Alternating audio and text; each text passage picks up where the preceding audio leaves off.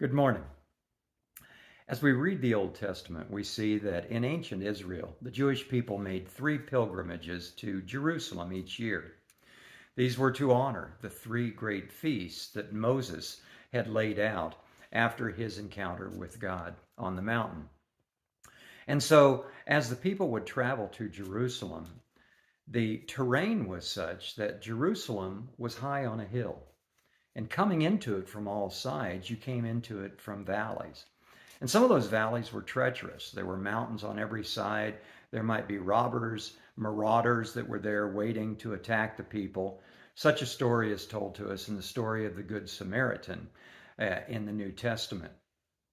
But as those people walked to make that climb, that ascent to Jerusalem, they sang psalms. In fact, there are 15 psalms entitled the Psalms of Ascent. They're from Psalm 120 to 134. It is thought by most scholars that these psalms not only commemorated, but they were sung by the people who were making their trek to Jerusalem. They're songs of hope. They're songs of anticipation. They're songs of praise. Because these people knew that while they were in the valley today, while there was danger on all sides today, soon they would be in the presence of God at his holy temple. In fact, even after the exile, when the temple was long gone, when the people were coming back from Babylon to Jerusalem and making that post-exilic trip, they sang these songs. It wasn't about the temple. It was about being in the presence of God. One of the great psalms in these 15 is Psalm 121. It says, I lift up my eyes to the hills. Where does my help come from? My help comes from the Lord, the maker of heaven and earth. He will not let your foot slip. He who watches over you will not slumber. Indeed, he who watches over Israel will never slumber nor sleep. The Lord watches over you. The Lord is your shade at your right hand. The sun will not harm you by day, nor the moon by night. The Lord will keep you from all harm.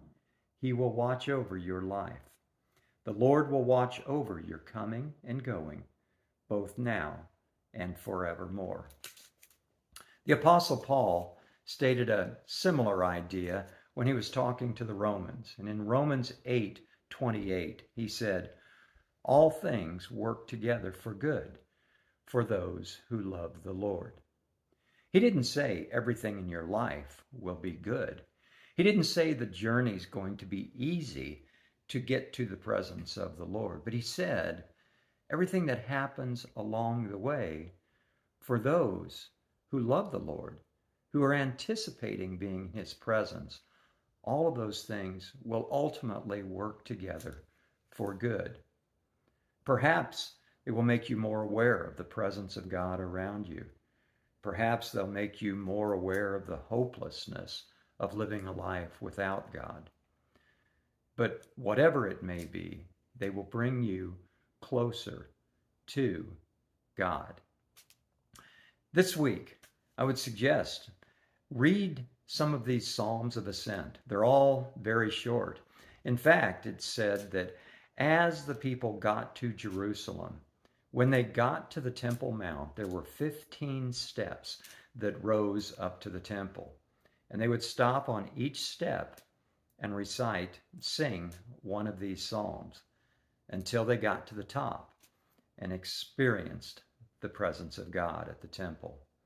So this week, take a few moments to recite, to sing one or more of these psalms. Think about the anticipation of being in the presence of God. Let it strengthen you in your journey.